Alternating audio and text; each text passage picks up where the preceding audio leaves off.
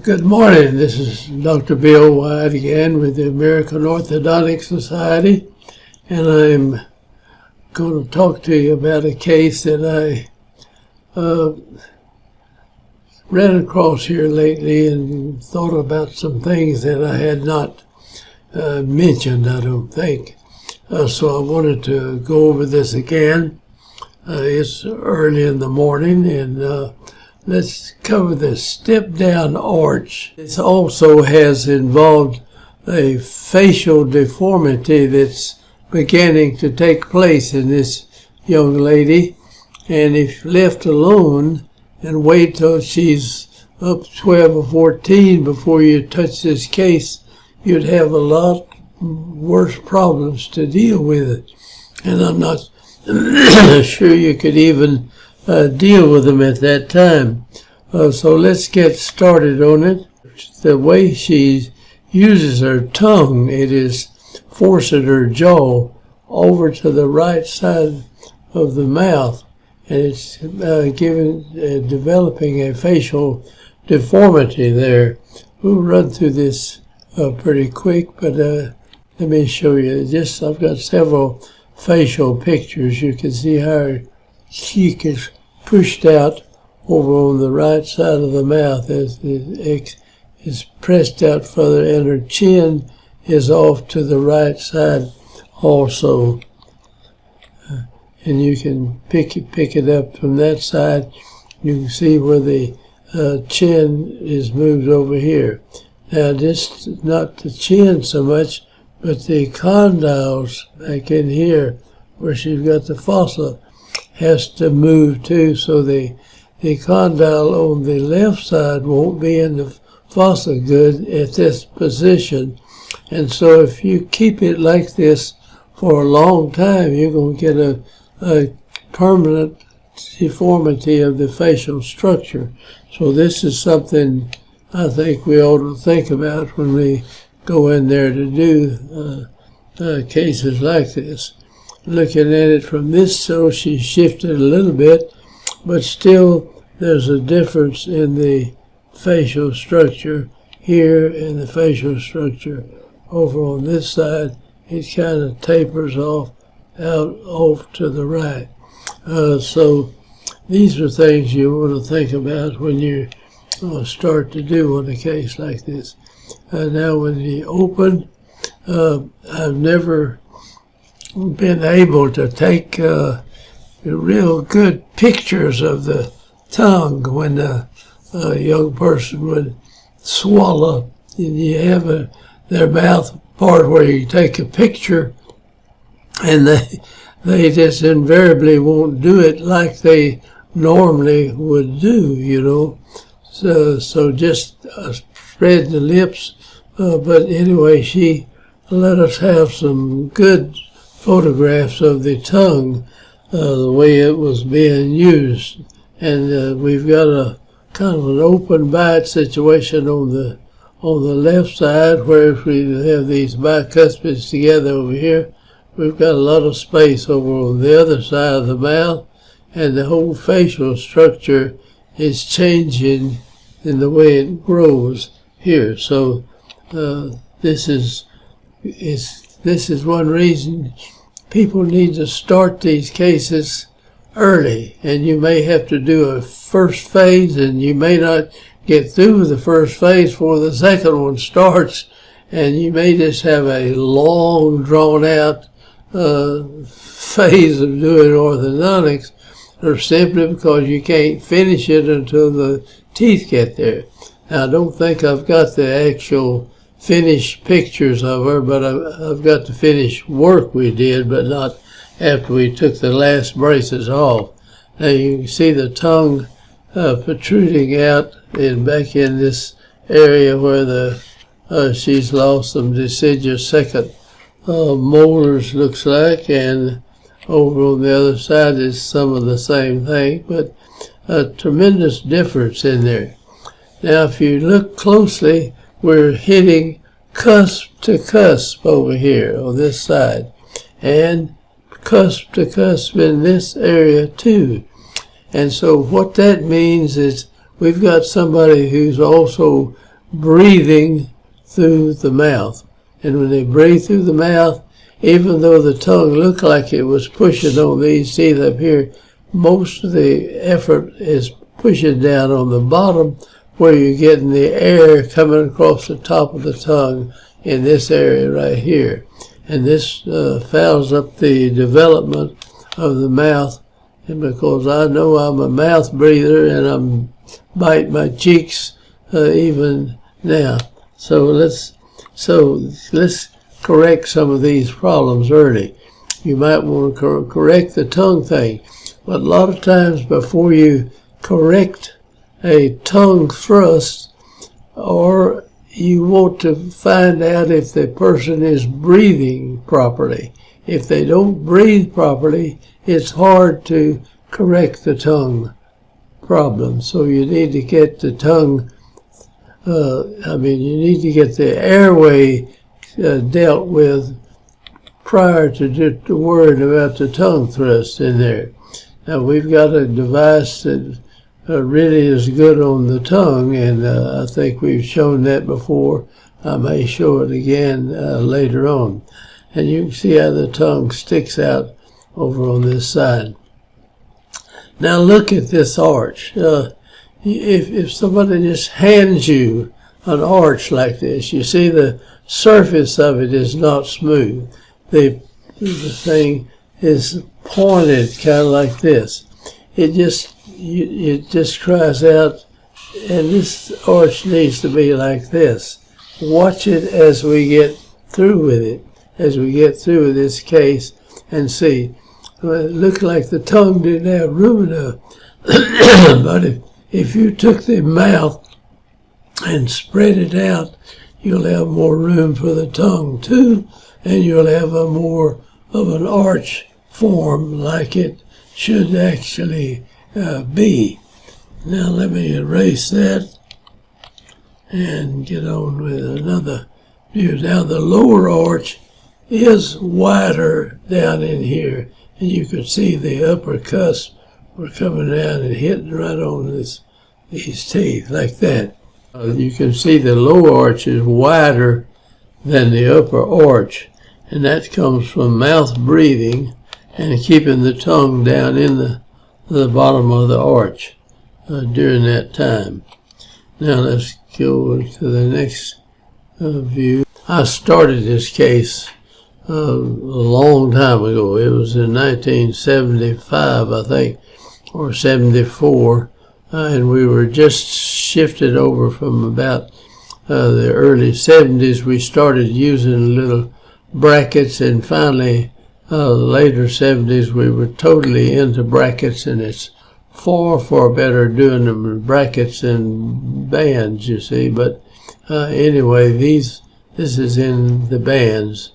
Now when you're starting early like that, you may want to put in something like this, sometimes we'd put a palatal separator and push this thing apart with that up above.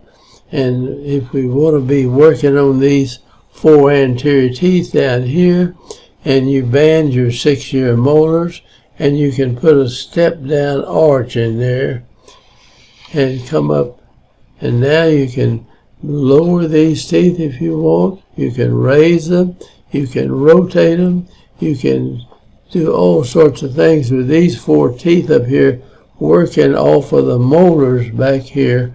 And the molar is pretty stable with chewing against the molar up above here. It stays pretty good. And so this is an excellent way to use the step down arch that we've talked about so much.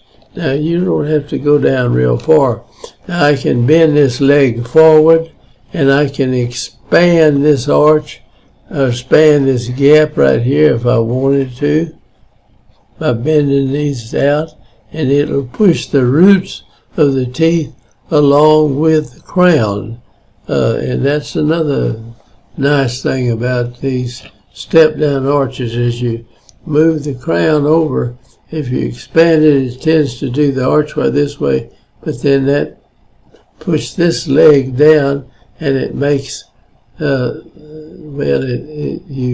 do that, push that leg up really, and as you push on the tooth, it'll bring the root forward with the crown, and it'll do the same thing on the opposite side when you open it or when you close it. So I hope that many of you will seriously try to learn how to develop this step-down arch. It's more complicated than it looks, but it is an excellent arch to use, and there's a lot of uses, and this is one of the very good uses. Yes, this is April of 75 now that we're working on her, so we probably started her in 74, so we were still using bands a lot, and we started brackets also. Now we've got this gap underneath here, so this second deciduous molar is dropping down here, but we can work on these teeth up here. You don't tend to bend it. Your occlusion will hit this. If you have it running along here, she'd be chewing on that wire, and it just wouldn't do the job like it should do. All right, the upper arches, you remember how pointed it was, and we're gradually going in, and we're going to make it even wider than this. And she's getting a bicuspid. She'll lose this, and it looks like cuspids are deciduous too. This is a permanent and this will go, and the bicuspid will come in that area there. So you start the case early, and you do things, but you can't finish the thing until the teeth get there, see. So you spend more time on a case like this. On the bottom now we've got, this is a space maintainer, a space gainer, whatever you want, and you can do whatever you want to do on these teeth up here in the front of the mouth. You can go up and down, you can rotate them, you can do just whatever you need to do with a teeth, with a good step-down arch, while you're waiting for these three teeth to erupt into the mouth. Now, as soon as they get in, you can go in your bracket or band or whatever you want to do with it, and you're going to rotate this tooth right here. And there's a lot of other things to do. We still haven't got the second molars in the mouth yet. Now here we're just looking at it with the step-down arch and everything in place. Now we're working on the upper and lower 4 anterior teeth. At the same time, we're intruding them. You remember what an open bite we had in here? We've got this pull down. You can pull this out and wear vertical elastics. And we're going to continue here until we get these teeth come in. Then we can come in and bracket or band the bis and the cuspids also at the same time. All right, the upper is coming in. Looks like the cuspid is tremendously rotated, and she's still not, I don't think, using the tongue properly. The tongue tends to smooth out a lot more, and we need to get a little more width to the tongue space in here. Okay, we use got a kind of a class 2 where we need to bring those teeth back and carry this back in. So we've got an occipital head carrier connected up here. Now where you have a little point goes in and hooks under there, and you can pull from this point and raise the molars up, or you can cut this bar off here and hook up where it's across this way, and you'll pick the whole thing up, or you can cut it real short out here where it just works on the front teeth, and you can pick them up. Sometimes using class 2 elastics, you get these teeth down too much, and you use an occipital headgear and cut the arm real short, and you will pick those teeth up. In addition, you could use a intruding arch on there, but it would have some effect on the molar. Okay, this is going on, and the bicuspids are coming in now, and so we'll be thinking about, you see, this cuspid's got to come down. You got a little deformity in that tooth there. Let me go back here and erase that. Now, this is a little later down the road now. We've got all the teeth in the mouth, and so we've come back now and taken the these intruding arches out, and we are put in just a regular brackets, and we'd probably have to go to a more flexible arch wire till they got lined up, and now we're in a, looks like about an 018 round Australian type wire, dark, but it's a round wire. Now we know how to rotate these teeth better than we did back then. In other words, we want to rotate this tooth around this, in this fashion right here.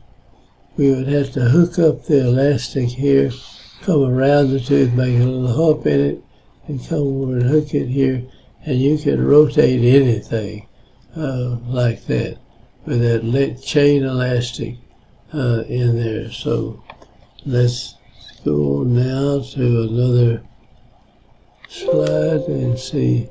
Now down on the bottom, we're coming in.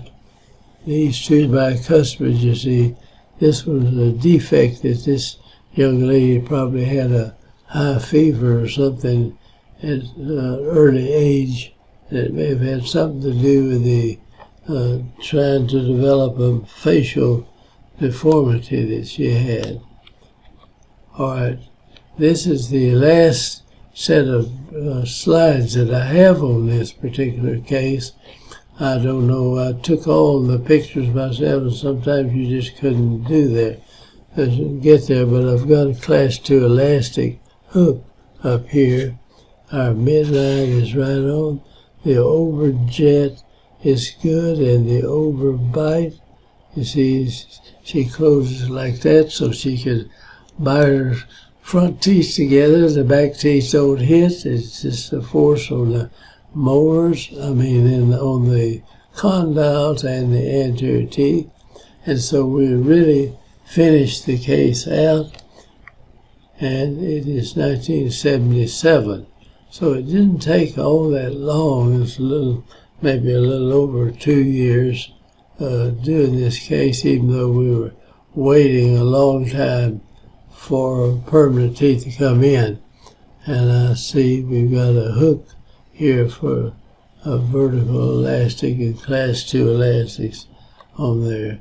Now the upper form, if you remember, this upper went back long and came back like that, you know, and now we've got it widened out, and the tongue has room to function and go in there, and this is what needs to be done early.